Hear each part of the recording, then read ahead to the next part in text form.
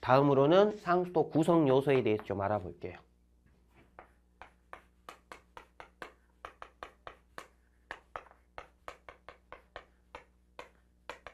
자, 기본적으로 상수도는 이렇게 자연상태 수원이 있고요. 이 물을 이렇게 끌어다가 어디로 가지고 가겠어요? 정수장으로 가지고 가겠죠.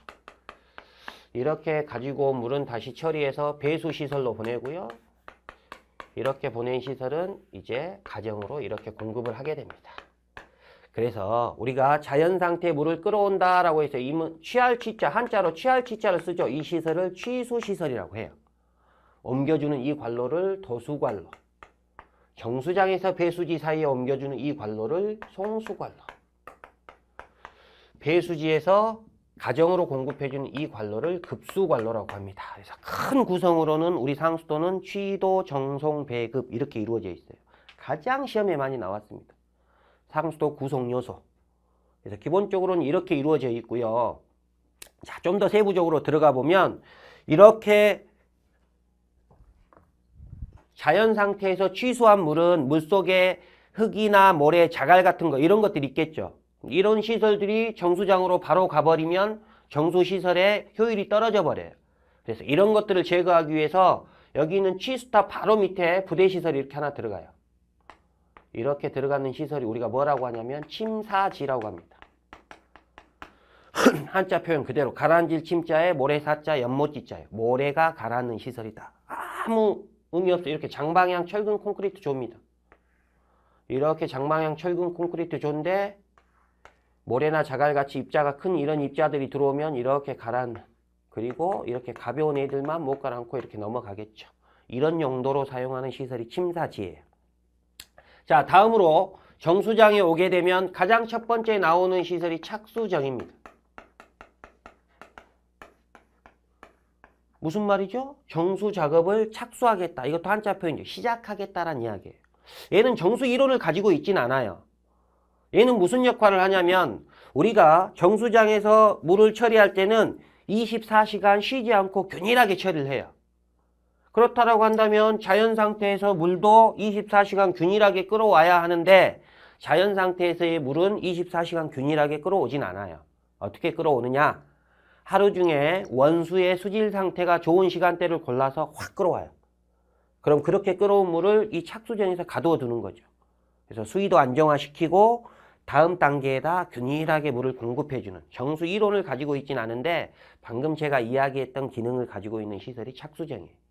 그러니까 수질을 좋은 시간대에 끌어와서 애가 가두어 놨다가 후속 단계에 원활하게 공급을 해준다는 거죠. 자, 다음으로 나오는 시설은 침전지입니다.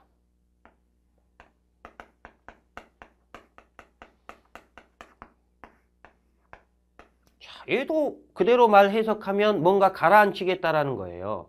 자, 봅시다. 우리 이미 침사지에서 입자가 무거운 모래나 자갈 같은 이런 애들은 다 가라앉았어요. 그리고 가벼운 미세 고형물들 이런 애들만 넘어왔어요. 이런 애들이 넘어와서 다시 이렇게 침전지로 넘어온다면 침전지도 똑같이 이렇게 된 시설이죠. 장방향 철근 콘크리트 조입니다. 근데 이런 미세 고형물들이 이렇게 넘어오면 이미 침사지에서는 못 가라앉았는데 이런 애들이 침전지에서 이렇게 가라앉을 수 있을까요? 당연히 어렵겠죠. 그래서 우리 침전지의 효과를 보기 위해 도중에 보조시설을 이렇게 하나 집어넣어요. 그 시설이 뭐냐면 응집지입니다. 이 말만 보면 응집제의 역할은 뭘까요? 당연히 이런 미세 고형물들이 응집할 수 있도록 응집제라는 약품을 집어넣는 곳이에요. 그럼 이 응집지는 다시 이렇게 이지로 나누어져 있어요. 약품 혼화지와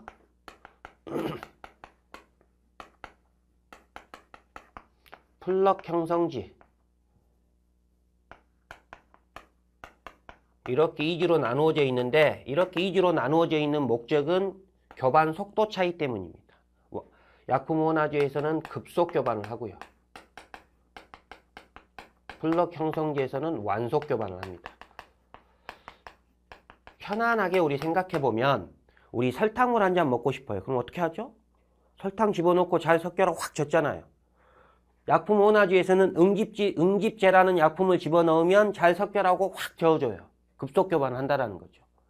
근데 이제 급속 교반을 통해서 응집제가 확 풀리면 이런 미세 고형물들이 서로 달라붙어야 되는데 계속해서 세게 저어버리면 달라붙을 수가 없겠죠. 그래서 플럭 형성기에 와서 이 입자들이 달라붙어서 커다란 플럭을 형성할 수 있도록 완속 교반을 해준다는 거죠. 그래서 우리가 완속 교반을 하는 이유가 뭐예요? 플럭의 크기를 증가시키기 위함입니다. 이 말이 시험에는 아주 잘 출제가 됐어요. 플럭 형성기에서 완속 교반을 하는 이유는 플럭의 크기를 증가시키기 위함이다 라고 생각하시면 되고요. 자, 그래서 우리 침전지에서 여기까지 제거되는 물질이 뭐냐? 바로 SS. 우리가 Suspended Solid라고 하죠. 부유 물질이라고 합니다. 이와 같은 물질을 침전 공정에서 대부분 제거를 해요. 자, 그럼 다음으로 나오는 시설은 뭐냐면 여과지입니다. 한마디로 말하면 필터레이션이죠. 자, 우리 가정에서 정수기 쓰는데 뭐예요? 필터 들어가잖아요. 똑같은 원리라고 보면 돼요. 근데 여기에 집어넣는 여제는 여제 표면에 미생물 막이 있어요. 이 미생물들이 물속에는 유기물질이라는 게 있는데요. 대표적인 예를 들어보면 페놀 또는 뭐 트리할로메탄 이런 것들이 다 유기물질이에요. 대부분 다 발암물질입니다. 이런 유기물질들을 이 미생물 막이 잡아먹어버려요. 1차 섭취, 2차 흡착, 몸에 달라붙이게 되죠. 이와 같은 방식을 통해서 제거하는 공정이 여과지입니다. 그래서 대부분 여기서 제거하는 것은 유기물질. 영어로 치면 뭐 BOD, COD 이런 것들 제거하는 공정이 여과지라고 보시면 되겠죠. 자, 다음으로 나오는 공정은 소독지입니다. 자, 당연히 뭐 하겠다는 거예요? 소독하겠다라는 거죠. 자, 그럼 이곳에서 제거하는 물질들은 뭐가 있을까요? 바이러스 또는 미생물 또는 뭐 원생동물, 미생물이라기보다는 뭐 세균이라고 표현하는 게 좋겠죠. 세균 또는 원생동물 이런 것들을 제거하는 공정이 바로 소독지입니다. 자, 소독의 방법은 여러 가지가 있는데 우리나라를 비롯한 전 세계적으로 가장 대표적으로 사용하는 소독의 방법은 뭐가 있을까요? 당연히 염소 소독을 가장 많이 쓰고 있습니다. 이 염소라는 애가 정말로 좋은 성질들을 많이 가지고 있어요. 아주 좋은 성질들을 많이 가지고 있는데 가장 대표적인 성질이 뭐냐? 1번이 경제성입니다. 무슨 이야기예요? 싸단 이야기예요. 아주 좋죠. 우리 입맛에 딱 맞죠? 왜? 비싼 약품을 쓴다라면 수도요금이 훨씬 많이 올라갈 테니까요. 자, 두 번째로 좋은 성질은 뭐냐면 지속성이에요. 자, 이 성질 때문에 제가 앞서서 이야기를 하면 자, 우리는 물을 소독하는데 필요 이상의 염소를 집어넣어요. 자, 그러면 필요한 만큼의 염소는 소독하는데 소모가 되고요.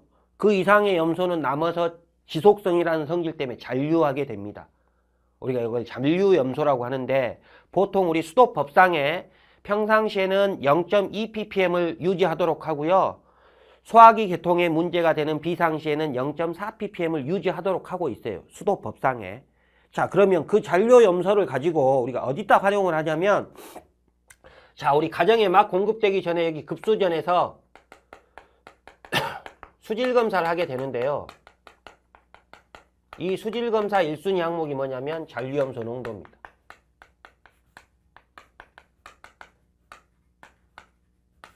자, 한번 생각해 보세요. 여기서 0.2 ppm 남겼는데요. 쭉 돌아서 이렇게 왔어요.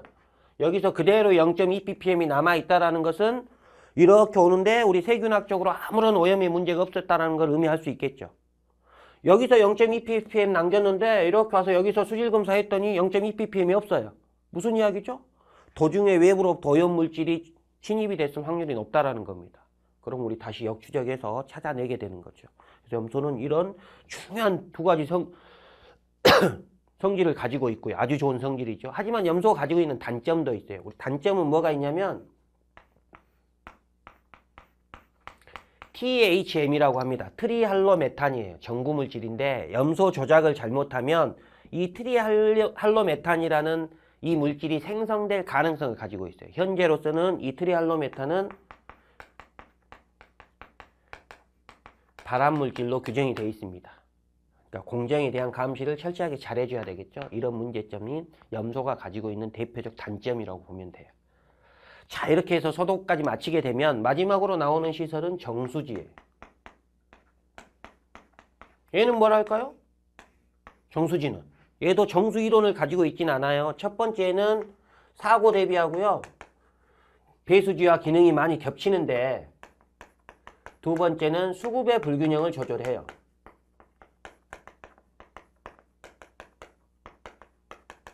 자, 무슨 이야기일까요? 자, 예를 들어서 우리 송수관로가 이렇게 깨졌어요. 자, 그러면 정수지가 없다라고 한다면 우리 상수도 시설은 어쩐다고요? 24시간 균일하게 처리해요. 정수지가 없다라고 한다면 여기가 깨져도 어떻게 돼요? 물은 계속 흘러서 새버리겠죠? 이런 경우에 여기에 그냥 가둬 놓겠다는 이야기예요. 다음 단계 물 안 보내고.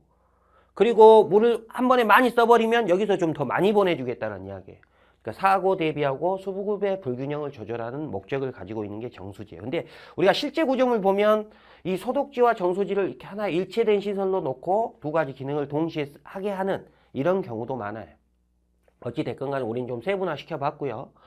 자, 그러면 정수지까지 지나게 되면 모든 정수 처리가 끝난 거예요. 그러면 가정에 바로 보내면 될 텐데 왜 도중에 우리 배수시설이라는 걸 놨을까요? 자, 이 배수시설의 목적은 첫 번째 분배의 목적을 가지고 있습니다. 두 번째는 시간 사용량에 대처를 해요. 자, 무슨 이야기냐? 자, 우리가 정수장이 이렇게 있고요. 자, 해당 지역의 지방고가 여기가 0이고 지방고 100이에요. 배수시설 없이 다이렉트하게 급수관으로 이렇게 찢어서 보내면 아래쪽은 문제가 없겠지만 위쪽은 수압을 견디지 못하고 다 터져버려요. 그래서 우리가 도중에 분배를 하려고 지역마다 이렇게 배수시설을 놓는 거예요.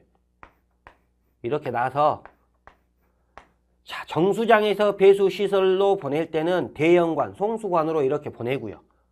마지막 배수지에서 각 가정으로 보낼 때 이렇게 소형관인 급수관으로 이렇게 압력이 크게 걸리지 않게 이렇게 찢어서 보내겠다. 이런 목적으로 사용하는 시설이 배수시설이라고 보면 돼요. 첫 번째 분배 역할을 하고요. 두 번째는 시간 사용량에 대처를 한다라고 했는데, 자, 이 말은 무슨 말이냐? 우리 정수장은 일일 최대 급수량을 기준으로 설계를 해요. 일일 최대 급수량이 무슨 말이죠? 하루 동안 쓴 양 중에 가장 많은 양을 의미하겠죠. 예를 들어 그게 240톤이라고 합시다. 자, 이 기준으로 설계를 해놨어요. 그럼 매 시간 얼마를 만드는 거예요? 24로 나누니까 매 시간 10톤씩을 우리 정수장에서 만들어요. 근데 우리 가정에서 물을 쓸 때는 야, 우리 정수장에서는 매 시간 10톤씩 만드니까 우리는 매 시간씩 10톤씩만 쓰자. 그 이상은 쓰면 안 돼. 이러진 않잖아요. 우리 가정에서 물을 쓸 때는 뭐 시간당 50톤도 써버릴 거 아니에요. 자, 그럼 시간당 50톤 썼다 우리 가정에서는. 그러더라도 우리는 물을 충분히 공급해줘야 하잖아요. 그럼 배수시설이 없다라고 한다면 여기서는 10톤씩만 만드니까 못 보내주죠. 그럼 얘들이 50톤 만들어야 돼요.